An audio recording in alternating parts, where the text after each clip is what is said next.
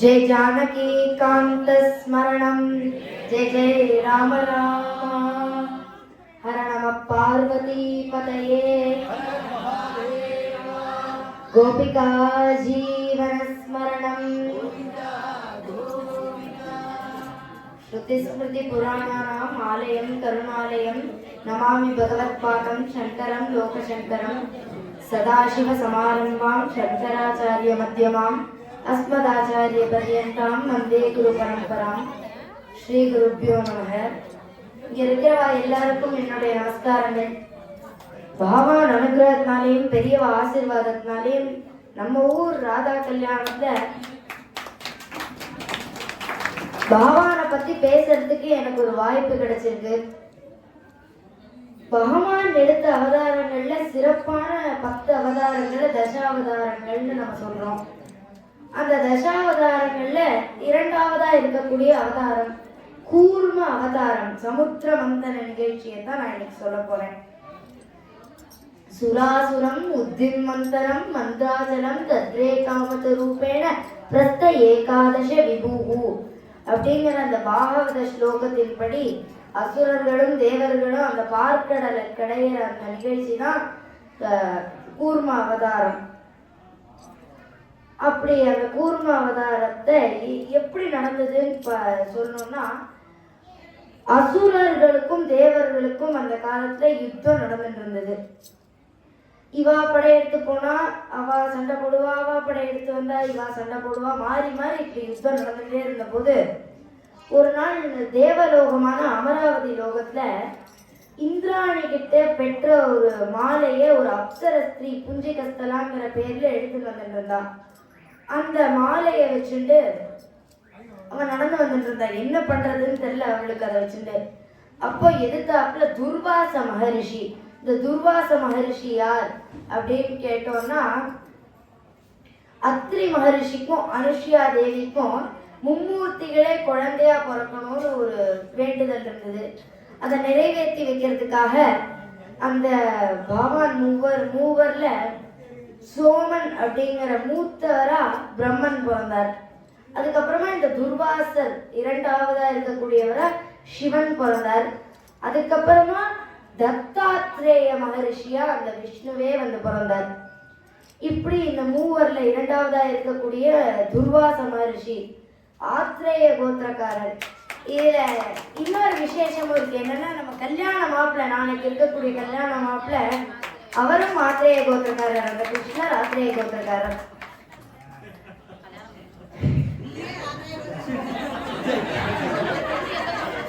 அப்படி அந்த துர்வாச மகரிஷி சாபம் கொடுக்கறதுக்கே அவர் ரொம்ப ஃபேமஸ். அவர் நடந்து வந்துட்டு இருந்தார். அவர்கிட்ட இவன் இந்த மாலையை கொடுத்தா, எனக்கு இதை வச்சு நான் இதை தேவி கடாட்சம் பெற்ற மாலை இந்திராணிட்டேந்து பெற்றேன், அதை என்னை விட நீங்க வச்சுக்கிறது ரொம்ப உசிதம், அதனால நீங்க வச்சுக்கோங்கன்னு கொடுத்துட்டா. இப்ப இவருக்கு அதை வச்சுன்னு என்ன பண்றதுன்னு தெரியல. இவர் நடந்து போயிட்டு இருந்தார். அப்ப அந்த இடத்துல இந்திரன் தன்னுடைய ஐராவத வாகனம் மேல பவனி ரவுண்ட்ஸ் வந்துட்டு இருந்தான். அப்ப அந்த இந்திரனை நிறுத்தினார். ஏ இந்திரா, இங்க நில். இந்த மாலை என் கையில இருக்கிறது தேவி கடாட்சம் பெற்ற மாலை. இதை ஏன்ட்ட இருக்கிறத விட தேவர்களின் அதிபதியான ஓன்ட்ட இருக்கிறது ரொம்ப உசிதம், நீ வச்சுக்கோன்னு அவர் கொடுக்கிறார். இந்திரன் அவனோட கர்வத்தின் பீக்ல இருக்கான். அவனால அதை குனிஞ்சு வாங்கறதுக்கு இதுவே இல்லை. உடனே தயக்கப்பட்டான். துர்வாசத்தை பேசினான். துர்வாச மகரிஷியே, மன்னிக்கவும், எனக்கு இந்த முதுகுல கொஞ்சம் வலி இருக்கு, எனக்கு பதிலா இந்த ஐராவதம்ங்கிற யானை குனிஞ்சு வாங்கிக்கும் அப்படின்னா. உடனே அந்த ஐராவதமானது அப்படி குனிஞ்சு அதை தன் தும்பிக்கையால வாங்கி தன்னுடைய மஸ்தகம் தலையில வச்சிருந்தது. உடனே அந்த மாலையில வந்து முள் இருந்திருக்கு. அது குத்தி இருக்கு. இப்ப எனக்கு குத்துற மாதிரி அந்த குத்துற மாலை தன்னுடைய தலையில வச்ச உடனே அது தலையை வேகமா ஆட்டி இருக்கு. உடனே அது கீழே விழுந்துட்டு அதை பார்க்காம மிதிச்சிருக்கு இந்த ஐராவதம். உடனே துர்வாச மகரிஷிக்கு கோபம். தான் கொடுத்த மாலையை அவமதிச்சுட்டான்ல, அதனால கோபம் வந்துருது. இந்திரனுக்கு சாபம் விட்டார். ஏ இந்திரா, யாம் கொடுத்த மாலையை நீ அவமதிக்கிறாயா?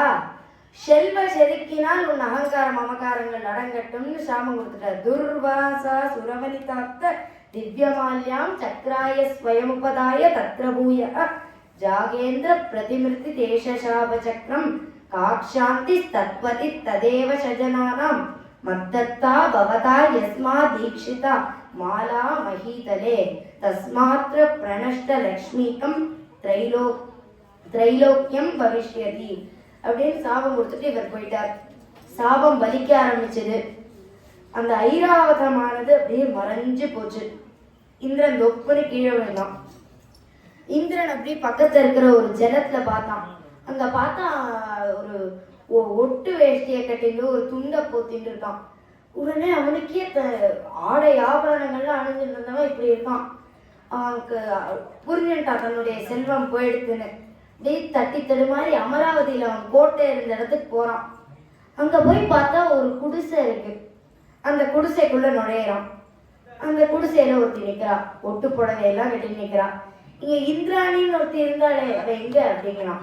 நான் தான் அது அப்படிங்கிறான். அப்புறம் தன்னுடைய கஜானாக்களை தேட போறான். கஜானாக்கள் இருக்க வேண்டிய இடத்துல பார்த்தா இந்த ஒடுங்கி போன பாத்திரங்கள், உடஞ்சி போன பாத்திரங்கள்லாம் கிடக்கு. உடனே என்ன பண்றதுன்னு தெரியாம தேவர்களை போய் பார்த்தான். அவள்தான் ரோட்ல நிக்கிறா. வீடே இல்லை அவளுக்கு. உடனே அப்படி பிரம்மாட்ட ஓடினா எல்லாரும். ஏன்னா இதெல்லாம் இருக்கிறப்ப அசுரர்கள் சுக்ராச்சாரியார் தபஸ் பண்ணி வாங்கின அந்த சஞ்சீவனி மந்திரத்தின் பலம் மூலியமா படையெடுத்துன்னு வந்தான். என்ன பண்றதுன்னு தெரியாம எல்லாரும் பிரம்மாட்ட போய் சரணாகதி பண்ணான். அப்ப பிரம்மா சொன்னார், எனக்கு எதுவும் பண்ண முடியாது, நான் படைக்கிற கடவுள், என்னால இது எப்படி தீர்த்து வைக்கணும்னு எனக்கு தெரியல, அதனால நம்ம எல்லாரும் சேர்ந்து சிவன்கிட்ட போலாம் அப்படின்னார். இவாள்லாம் கைலாச லோகத்துக்கு போனா பிரம்மாவோட சேர்ந்து. அங்க போய் பார்த்தா சிவன் இடப்புறம் பார்வதி அமர்ந்திருக்க, அப்படி லட்சணமா அமர்ந்திருக்கார். அந்த சிவன்கிட்ட போய் கெஞ்சினா, எங்களுக்கு எப்படியாவது எங்க செல்வத்தை மீட்டு தாங்கோ, அசுரர்கள்டேருந்து எங்களை காப்பாத்துங்கோ அப்படின்னா. உடனே சிவன் சொன்னார், என்னால எதுவும் பண்ண முடியாது, நான் இந்த உலகத்தை அழிக்கிற கடவுள், அதனால நம்ம போய் ஜெகத்பிதாவான விஷ்ணுட்ட கேட்போம் அப்படின்னா. அப்ப இவா எல்லாரும் சேர்ந்து அந்த வைகுண்டத்துக்கு போறா. அங்க வைகுண்டம் பார்க்கடல் மேல சுருண்டு கிடக்கக்கூடிய அந்த சேஷநாகத்தை தன் படுக்கையா கொண்டு அந்த மகாவிஷ்ணு அருமையா படுத்துட்டு இருக்கார். அதே அழகா நம்ம ஸ்ரீரங்கத்துல பாக்குறோம். அது தொண்டரடி பொழியாழ்வார் அழகா எடுக்கிறார். பச்சை மாமலை போல் மேனி பவழவாய் கமலச் செங்கண் அச்சுதா அமரர் ஏரே ஆயர்தம் கொழுந்தே என்னும் இச்சுவை தவிர யான் போய் இந்திரலோகம் வாழும் அச்சுவை பெரினும் வேண்டேனே அரங்கமா நகருளானே அப்படின்னு அந்த ஸ்லோகத்துல சொல்றார். அப்பேற்பட்ட அந்த பெருமாள் சங்க சக்கர கதாபாணியா அங்க இருக்கும்போது இந்திரன், பிரம்மன், சிவன், தேவர்கள் எல்லாரும் சேர்ந்து அவர்கிட்ட சரணாகதி பண்ணான். அப்ப அந்த பகவான் சொன்னாராம், இந்த செல்வம் சொல்றியே அது இந்த பார்க்கடலுக்குள்ளதான் ஒளிஞ்சிட்டு இருக்கு, அதோட அமரத்துவம் பெற்றுட்ட அசுரர்கள் சஞ்சீவனி மந்திரம் மூலியமான்னு சொல்றியே, அதுக்கு ஒரு படி மேலான அமரத்துவத்தை கொடுக்கக்கூடிய அமிர்தமும் இந்த பார்க்கடலுக்குள்ளதான் ஒளிஞ்சிட்டு இருக்கு, அதை நீ மீட்கணும்னா இந்த பார்க்கடலை கடையணும் அப்படின்ட்டு. கடையணும்னா எப்படி கடையிறது அப்படின் போது அசுரர்களையும் கூட்டு சேர்த்துட்டு கடையுங்க, அப்பதான் உங்களால ரெண்டு பக்கம் பிடிச்சி கடைய முடியும். எதை வச்சு கடையிறது அப்படின்னு பார்த்தா, மேற்கு திசை வடக்கு திசையில இருக்கக்கூடிய அந்த மேரு பர்வதத்தை இங்க கொண்டு மத்தா வைங்கோ. அந்த நாளைக்கு என்ன பண்றது அப்படின் போது அந்த வாசுகின்னு ஒரு நாகம் இருந்தது. அது என்ன நீங்க கயிறா கட்டிக்கோங்கோ இந்த மலையை சுத்தி அப்படின்றது. அதுதான் இளங்கோவடிகள் அழகா சிலப்பதிகாரத்தை சொல்றார். வடவரையை மத்தாக்கி வாசுகியை நானாக்கி கடல் வண்ணன் பண்டொரு நாள் கடல் வயிறு கலக்கிணைய கலக்கிய கை அசோதையர் கடை கயிறால் கட்டுன் கை மலர்கமல உந்தியாய் மாயமோ மறுக்கைத்தே. அப்படி அந்த மேரு பர்வதத்தை இங்க கொண்டு வைக்கிறான். எப்படி வைக்கிறான்னா, ஆதித்யர்கள் 11,000 ஆதித்யர்கள் அதை கொண்டு போக போறான். அவளால் அதை தூக்கவே முடியல. உடனே பகவான் என்ன பண்ணார்னா, தன்னுடைய வாகனமா இருக்கக்கூடிய அந்த கருடனை அனுப்பிச்சு கருடன் மேல அந்த மலையை தூக்கி வச்சு அதை எடுத்துன்னு வந்து இங்க வச்சார். வாசுகி அதை சுத்தி கட்டினார். இப்ப அசுரர்களை அவ கூப்பிட போனான். அசுரர்களை கூப்பிட போகும்போது பெருமாள் வந்து இந்திரனை கூப்பிட்டு அவன் காதுல ஒண்ணு சொன்னார். என்னன்னா, இந்திரா, அசுரர்கள் இருக்காள்ல, அவள்கிட்ட போய் நீங்க கேட்கும் போது பாம்பின் தலைப்பகுதிய நாங்க பிடிச்சுக்கிறோம் அப்படின்னு கேளுவோம். ஏன் அப்படின்னு அவ கேட்பா. வாதாடுவா, எங்களால இழிவான வால் பகுதியெல்லாம் பிடிக்க முடியாது, நாங்க தான் தலையை பிடிப்போம் அப்படின்பா. உடனே நீங்க என்ன பண்ணணும்னா விட்டு கொடுத்துருங்கோ, ஏன்னா அந்த பாம்போட தலைப்பகுதியில விஷம் ஜாஸ்தியா இருக்கும் அப்படின்னு. இவனும் சொன்ன மாதிரியே பண்ணினா அசுரர்கள் ஒப்புக்கொண்டு வந்தான். அப்ப இந்த மலையை சுத்தி வாசுகியை கட்டி கடைய ஆரம்பிக்கிறான். கடையும் போது தன்னுடைய தலைய அதிகமா அழுத்துறது தாங்க முடியாம வாசுகி நாகமானது அந்த விஷத்தை வெளில கக்கிடுது. அந்த விஷத்தோட தாக்கம் தாங்க முடியாம அசுரர்கள் திண்டாடினான். அப்போ பெருமாளை பார்க்கும்போது பெருமாள் தன்னுடைய மாயையினால் அதை நீக்கினார். அதுக்கப்புறம் மறுபடியும் கடையறத தொடங்கினான். அப்ப கடையும் போது கடல்ல எப்பவுமே டாக்ஸினேட்டட் சப்ஸ்டன்ஸ், விஷம் தான் மேல இருக்கும், விஷம் இல்லாதது டீடாக்சினேட்டட் கீழே இருக்கும். அந்த டாக்ஸினேட்டட் சப்ஸ்டன்ஸ் மேல இருக்கக்கூடிய விஷமானது ஆலாஹல விஷம் அப்படிங்கிற பேர்ல மேல வர ஆரம்பிச்சது. அந்த ஆலாஹல விஷத்தை தாக்கம் தாங்க முடியாம எல்லாரும் அப்படி பூமியில இருக்கக்கூடிய மனுஷாலாம் செத்து போனா. அந்த செடி கொடிகள்லாம் பட்டு போச்சு. அங்க இருக்கக்கூடிய அந்த மிருகங்கள், பசுக்கள்லாம் அப்படி இறந்து போனன. ரிஷிகளுக்கு பால் கொடுக்க கூட ஒரு பசு இல்லை. அப்ப என்ன பண்றதுன்னு தெரியாம பெருமாளை பார்த்தா. பெருமாள் எனக்கு எதுவும் தெரியாது அப்படின்னார். உடனே என்ன பண்றதுன்னு பார்த்துட்டு இருந்த போது நீலகண்ட சிவனார் பொன்னார் மேனியன் குனித்த புருவமும் கோவை செவ்வாயில் குமிழ் சிரிப்பும் பனித்த சடையும் பவழம் போல் மேனியில் பால்வெண் நீரும் இனித்த முடையை எடுத்த பொற்பாதமும் காணப்பெற்றால் மனித பிறவியும் வேண்டுவதே இம்மாநிலத்தே அப்படின்னு இருக்கக்கூடிய அந்த சிவனார் வந்து உலக நன்மைக்காக நான் இந்த விஷத்தை பருகிறேன் அப்படின்னு அதை திரட்டி பருகினார். அந்த விஷம் தன்னுடைய தொண்டையில இறங்க ஆரம்பிக்கும் போது நீங்க என்ன விஷத்தெல்லாம் குடிக்கிறேன்னு பார்வதி வந்து கழுத்தை பிடிச்சா. அவதான் சக்தி. அந்த சக்தியின் ஸ்பரிசம் பட்டதுனால அந்த விஷம் அங்கேயே நின்றுது. அவர் தொண்டை நீளமாயிடுது. அதனாலதான் அவருக்கு நீலகண்ட, நீல கழுத்தை உடையவன் அப்படின்னு ஒரு பேர் அமைஞ்சிருக்கு. அதனால இருந்து அப்படி ஆலாஹல விஷத்தை இவர் பருகினார்.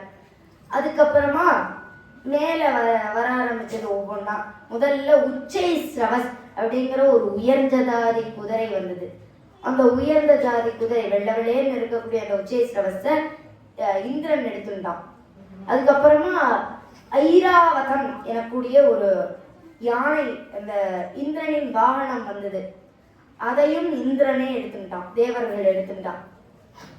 அதுக்கப்புறம் 3 மணிகள் வந்தது. அந்த 3 மணிகள்ல முதல் மணி பேரு கௌஸ்துபம். இந்த கௌஸ்துப மணி ரொம்ப உயர்ந்த மணி. அப்ப அந்த கௌஸ்துப மணி இருக்கிறதுலயே உயர்ந்தவரான அந்த பெருமாளுடைய மாருக்கு போயிடுது. அதுக்கப்புறமா அந்த மணி பேரு சூடாமணி. சூடாமணியை வந்து சிவன்கிட்ட கொடுத்தார்.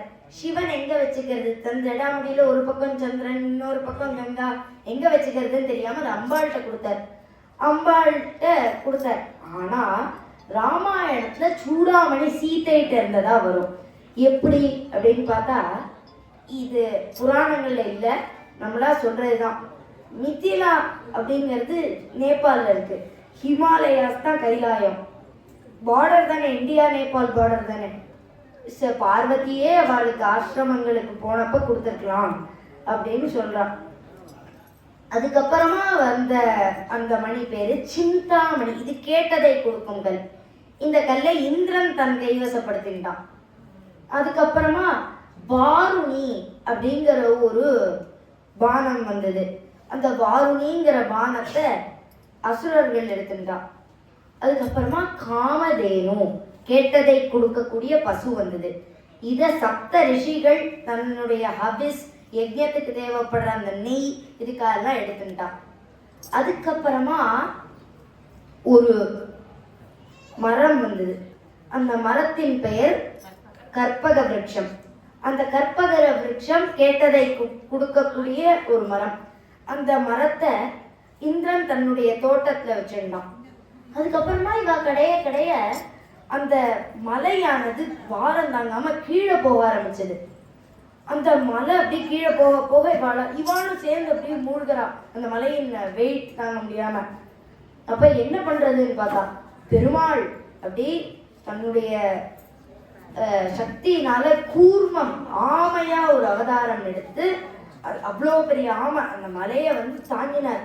ஏன் ஆமையா அவதரிச்சார் அப்படின்னா, ஆமைக்கு முதுகுல இருக்கக்கூடியது ஓடு.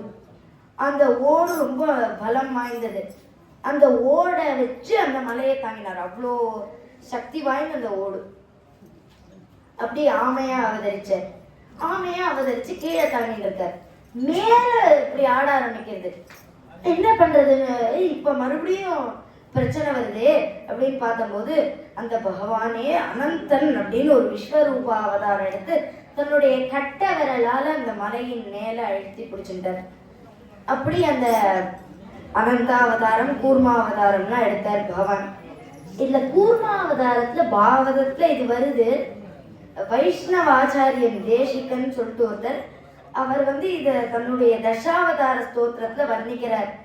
அபியாசுர் புவனத்ரயீம் அனிப்ரியம் கண்டுயனேர் நித்ராணஸ்ய பரஸ்ய கூர்மவபுஷோ நிஸ்வாச வாதோர்மய யத் விக்ஷோபனி சம்ஸ்கிருதோததிபய பிரேங்கோள பர்யங்கிகா நித்யாரோகண நிர்வதோ விரத்தே தேவா சஹைவ சீரியா அப்படிங்கிறார். அப்படின்னா என்னன்னா, அந்த ஓடுடன் கூடிய ஆமையா அந்த மலையை தாங்கிட்டு இருக்க பெருமான்.